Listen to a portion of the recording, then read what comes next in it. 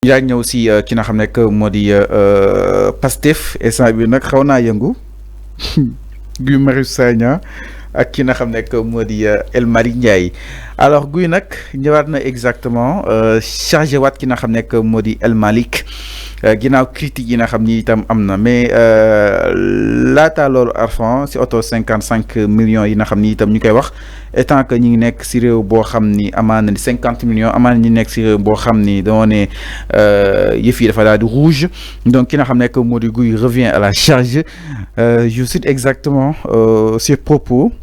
Ce n'est pas parce que le Sukkur Koor est baptisé pudiquement appuie que la réalité change.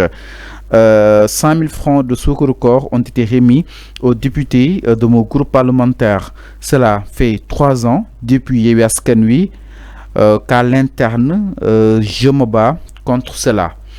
100 000 francs yi nga xam ni itam jox na ko Arfan Sukkur Koor si député yi nga xam ni itam ñoo nekk si groupe parlementaire bu Pastef entre autres. Guy Marius Sagna neen loolu toll na si 3 ans mu koy daal di xeex alors que tey jii la pësee ne bàyyi xeex bi nga xam ni itam déjà sóoboon na ko pour xeex intérêt li nga xam ne que mu di réew mi est-ce que nekkul Arfan un incompris parce que Guy a toujours justement embarqué sur ce trajet allant dans ce sens pour daal di xeex privilège yi nga xam ni itam ñoom dañuy fal di ko daal di am si détriment askan wi Arfan. Oui, apparemment Guy Marius Sagna a un problème avec Sukkur Koor. Il insiste sur Sukkur Koor. Il a laissé les autres points, maintenant il se focalise sur le Sukkur Koor. Il a précisé même, je ne parle pas d'avance Korité, je ne parle pas d'avance Tabaski, je ne parle pas de qui. Il dit Sukkur Koor. Apparemment son seul problème, c'est le Sukkur Koor. Alors, ay député ne na woy ñun tàndarma la ñu jot foofu mais Guy Marius Sagna nee na il parle pas du tàndarma nee na moom waxul ci tàndarma bi ci les dates là moom les 100 000 francs yu mu wax ni alors je ne vais pas dire que Guy Marius Sagna n'a pas raison du ma wax loolu parce que yow tu l'as dit il est dans son combat le combat qu'il amène depuis fort longtemps il a dit 3 ans de cela mu ngi koy xeex du loolu la wax donc je ne dirais pas que Guy Marius Sagna n'a pas raison mais li may wax dama ne Guy Marius Sagna, commission, il fait partie de ce groupe parlementaire. Pourquoi il ne l'a pas parlé là-bas? Même la commission, bon, moi, ni que mon, comment dire, ay retard qui ces rapports-là. Mom, il fait partie de la commission. Donc Guy Marius Sagna, le monde qui dit casse ni peut-être wax na ko fa amul. bul ne peut-être bu ko fa waxoon dina ko wax ci ses écrits. Fallu il faut pas gis nañ ko ka laaj mën na su waxagum peut-être instant boobu mu ngi doon waxtaane si en interne il y a même des informations qui disent que 24 heures balaa muy def son poste gisante na avec le président de l'Assemblée nationale 24 heures laa la wax balaa muy def sûrement dafa amul gain de cause moo tax ma ne la Fallu il faut pas se lancer dans des subjectivités c'est pas comme ça je ne dis pas que Guy Marius Sagna n'a pas raison je dis pas aussi que Guy Marius Sagna, je ne vais pas dire aussi que Guy Marius Sagna le mu wax loolu moo am du ma wax loolu moo tax man je réclamais l'intervention de Ayib Daffé Mamadou Ayib Daffé je réclamais aussi l'intervention du président de l'Assemblée nationale Malick Ndiaye. Mais ñu ngi si position mal à l'aise peut-être. Non, bon yow yaa ko mën a waxee loolu d'accord tu peux le dire comme ça mais ku nekk ci position mal à l'aise moom moo war a éclaircir. Non, si non,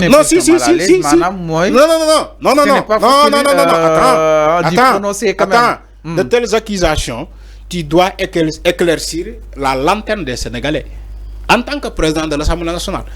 Parce que tu es indiqué direct par Guy Marius Sagna. Il dit, ñom ñoo tok xawma le combien, ñu envoyé len ay messages, mom son groupe parlementaire ñu ne len voilà, vous pouvez passer récupérer vos 100 000 francs de Sukkur Koor Guy Marius Sagna loolu la bind di loolu la wax nee na dañoo toog gars yi envoyé leen ay messages ne leen vous pouvez passer récupérer vos 100 000 francs de Sukkur Koor waaw bu waxee loolu te moom mu yàgg kaas loolu ma ne bu fekkee lu mu wax am na Guy Marius Sagna il a raison donc dans son combat bu fekkee am na il a raison dans son combat mais enfin Fallou il faut m'écouter il faut écouter ce que je dis. Allez-y. Tu peux pas défendre Guy Marius Sagna moi je ne l'offense pas je ne le défends pas j'analyse dama ne bu fekkee Guy Marius Sagna lu mu wax ni que l'homme il a raison. Il est dans son combat de principe. Comme il a toujours mené. Maintenant, vous faites que le mot c'est de l'amalgame. J'ai dit, vous faites que là, c'est de l'amalgame, il n'a pas raison. Dans ce cas, Guy Marius Sagna, il faut qu'il revienne à la raison. Mais il peut... Donc, quand même. Non, il peut faire aussi des erreurs. Mais erreur, c'est là. Non, si. Il peut croire que 100 000 francs bobu sous corps là, alors que du sous corps Fallo. Sois sérieux quand même. Non, attends, Fallo. Il faut avant le factuel Fallo, tu n'as pas compris. Il faut écouter ce que j'ai dit. Le vouloir de défendre Guy Marius Sagna, moi tu n'écoutes pas ce que j'ai dit.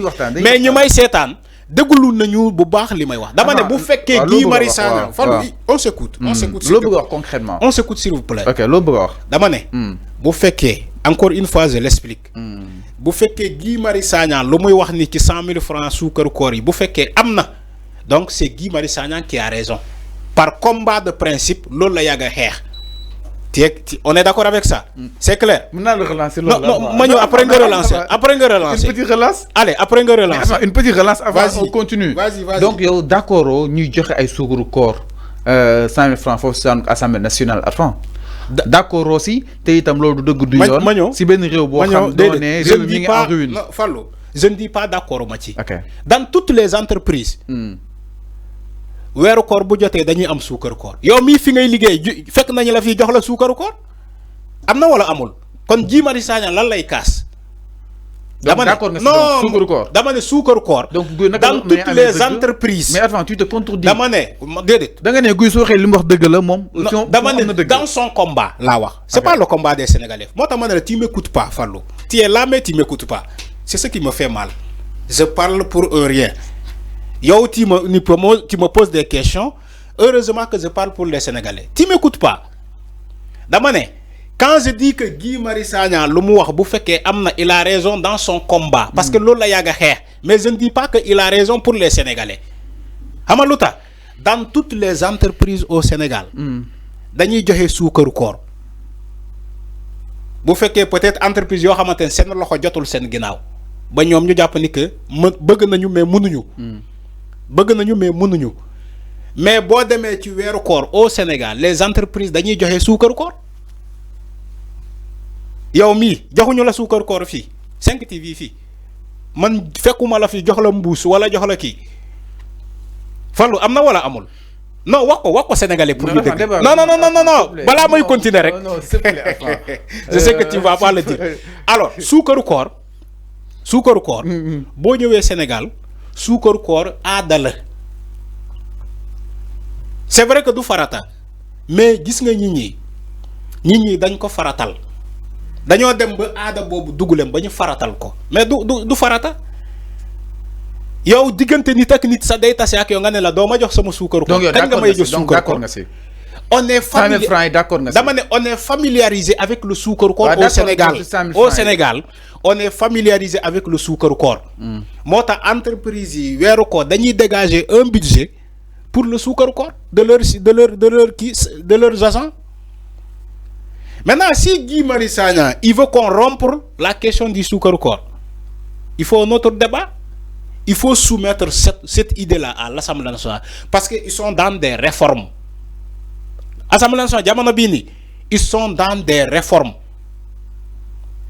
Guy Marius Sagna, un Guy Marius Sagna qui n'est pas d'accord avec le suukaru koor, il faut soumettre cette idée-là à l'Assemblée nationale dont il fait partie, tu es membre. Il faut soumettre cette question-là à l'Assemblée dont il fait partie des commissions. Guy Marius Sagna, c'est là où je dis que Guy Marius Sagna est égoïste. Oui, c'est mon ami, mais il est égoïste. S'il n'est pas d'accord, tu fais partie des commissions. Mais avant, mais je suis d'accord avec lui. Oui, mais parce que 100 000 francs, député, voilà, d'où l'idée. Voilà, effectivement. D'où l'idée de soumettre cette question-là à l'Assemblée nationale. Peut-être soumettre, non quoi. Peut-être, sûrement. Mais quand tu soumets, tu fais partie des commissions de travaux. Les commissions de travaux à l'Assemblée, Guy Marius Sagna fait partie. Guy Marius Sagna fait partie d'un groupe parlementaire qui est majoritaire. Donc non non may ma rek génn bi ñorul. Voilà, heureusement que tu as compris. Génn Guy Marius Sagna ñorul. Il s'est précipité. Pourquoi il se précipite? Même si il a raison. Aujourd'hui, les gens vont dire que mais Guy Marius Sagna yo lo boké ci gal bi téeragul nga koy gor mais yo do muccu. Mais ñu né El Malick dafa xawa yaq député di len gâté. Non, gâté wu len. Ma ñew may ma rek. Nga né El Malick dafa gâté député. Ma ñew may ma rek. May ma touti. Ma wax la. Ah député. Non, may ma rek. Yow may ma rek. Instant bi ñepp bëgg doon député de. May ma rek. Parce que il y a tellement de manipulation.